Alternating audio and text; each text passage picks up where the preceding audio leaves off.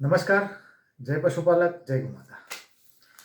મિત્રો, આજના વિડીયોના માધ્યમથી જણાવવાનું કે આપણે છેલ્લા લગભગ 2 મહિના ઉપરથી નકલી દૂધ બાબતે આપણે લડત લડી રહ્યા છીએ.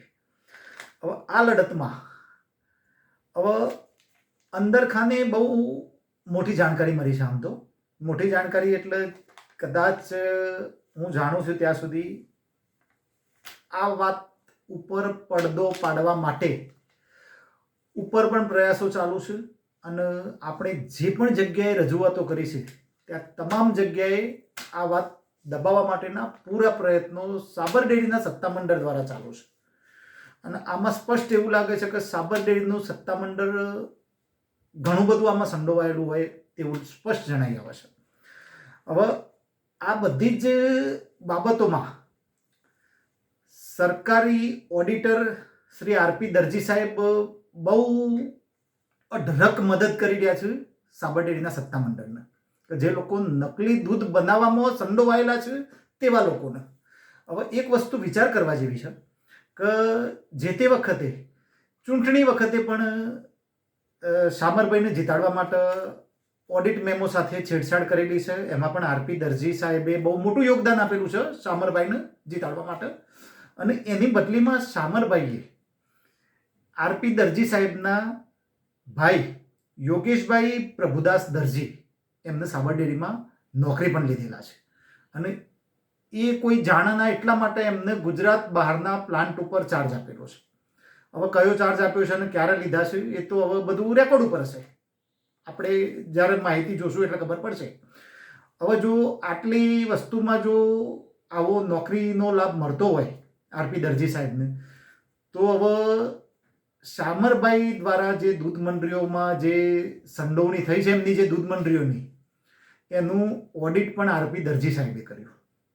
હવે આરપી દરજી સાહેબને એ ચાર્જ કોના કહેવાથી એ સ્થાનિક દૂધ મંડળીઓને ઓડિટ કરવાનો ચાર્જ મળ્યો?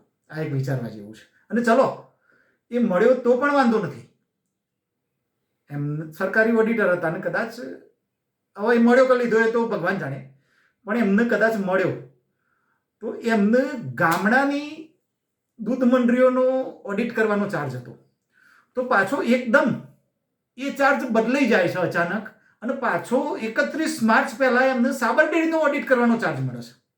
તો આ વસ્તુ બહુ વિચારવા જેવી છે કે જેમને ઓડિટર તરીકે ગામડાનો ચાર્જ છે એ જ વ્યક્તિને પાછો સાબર ડેરીના ગોટાળા સાફ કરવા માટે સાબર ડેરીનો ચાર્જ આપવામાં આવે છે. અને જાણી જોઈ આ વસ્તુ ખરેખર આ ચાર્જ કોની પાસે હોવો જોઈએ?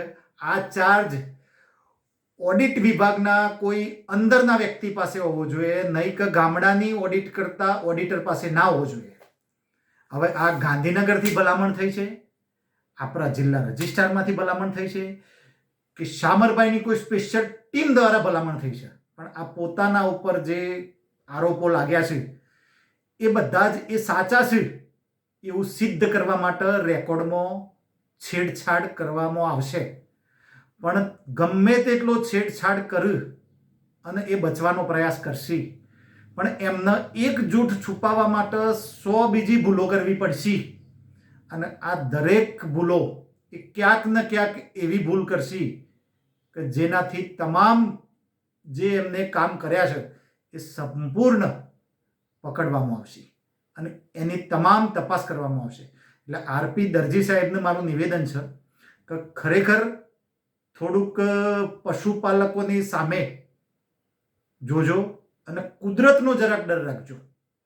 બાકી તો કુદરતના ઘરે તો ન્યાય છે, અન્યાય નથી. જે લોકોએ દૂધનો પૈસો આજ સુધી જેને ખાધો છે એની પરિસ્થિતિ તમે જોઈ આવજો એકવાર, અને પછી તમે આ લોકોને ખોટા કામમાં મદદ કરજો. તમે કાયદાકીય જે તમે એમને બચાવવા માટે જે કરતા હોય, અમે જાણીએ છીએ અમુક વસ્તુ તમે બોલી પણ શકતા નથી, પણ છતાંય તમારા જે સમાચાર મળ્યા છે કે તમે આટલી હદે જઈને એમને બચાવવાનો પ્રયાસ કરી રહ્યા છો એવી અમને આશા નથી. એટલે પશુપાલકો તો ઠીક છે, એમની લડત અમે લડીશું અને કોર્ટે જવાનું આવશે તો કોર્ટમાં પણ જઈશું, પણ તમે ક્યાંય કુદરતનો ડર રાખજો અને આ લોકોએ ખોટું કર્યું છે તો એમને બચાવવાનો પ્રયત્ન નહીં કરતા. નહીં તો તમે અમારી વાત માનવાના નથી એ પણ અમે જાણીએ છીએ, પણ છતાં અમે તમને રિક્વેસ્ટ કરી શકીએ છીએ. એટલે મહેરબાની કરીને તમે જે કાંઈ હાલ સાબર ડેરીના ઓડિટમાં જે કાંઈ અમને બચાવવાના પ્રયાસ કરી રહ્યા છો એ થોડુંક ન કરો તો સારું છે. બાકી તમારી મરજીની વાત, આગળ શું કરવું એ અમે અમારી રીતે જે કરવાનું છે એ કરતા રહીશું. હવે આના સિવાય તમને બીજું વિશેષ જે છે એ ઘણી બધી માહિતી અમને મળી છે દરજી સાહેબ વિશે, કે ભાઈ દરજી સાહેબ એવી જ મંડળીઓ ખાસ કરીને ઓડિટ માટે લે છે કે જેમાં કોઈક ફોલ્ટ હોય અને એ ફોલ્ટ જોઈને તમે એ મંડળીને દબાવવાનો પ્રયાસ કરી રહ્યા છો. અમને હમણાં સમાચાર મળ્યા કે ઈડર તાલુકાની તમે એવી એક મંડળીનું ઓડિટ લીધું કે જે મંડળીએ એના મંડળીના મકાન બનાવવામાં કે ગોડાઉન બનાવવામાં થોડોક ખર્ચો વધી ગયો, તો તમે એનું શું કર્યું? એનો ખર્ચો ઉપર પાસ કરાવવા માટે તમે શું કર્યું? હવે મને વિડીયોમાં કહેવું યોગ્ય નથી લાગતું, અમને પોતાને પણ અમુક શબ્દો બોલતા શરમ આવે છે, પણ તમે જે ઠીક છે કરો, તમે જે કરવું હોય. બાકી તમે જે કરી રહ્યા છો એ બિલકુલ ખોટું છે.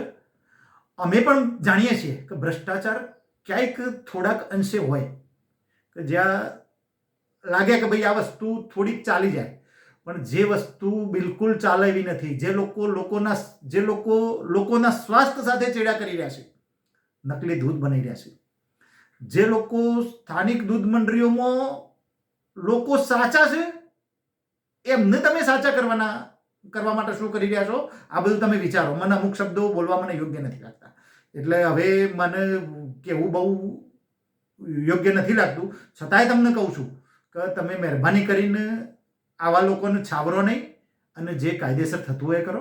બાકી અમે એનું રીઓડિટ કરાવીને સંપૂર્ણ ડેટા મેળવીને એને કાયદાકીય કોર્ટમાં લઈ જશું. અને તમે જે કાંઈ છેડછાડ કરશો એ આજે ભલે કદાચ અમારી વાત ઉપર નહીં પહોંચે, પણ એક સમય એવો આવશે કે સત્યનો વિજય જરૂર થશે. એટલે તમે જો અમારી રિક્વેસ્ટ સમજો કે ધમકી સમજો તો ધમકીની, રિક્વેસ્ટ સમજો તો રિક્વેસ્ટ. બાકી જો થોડુંક ધ્યાન ઉપર લ્યો તો બહુ સારી વસ્તુ છે. બાકી આનાથી વિશેષ કાંઈ અમારી પાસે રજૂઆત કરવા માટે છે નહીં. જય હિન્દ, જય ભારત.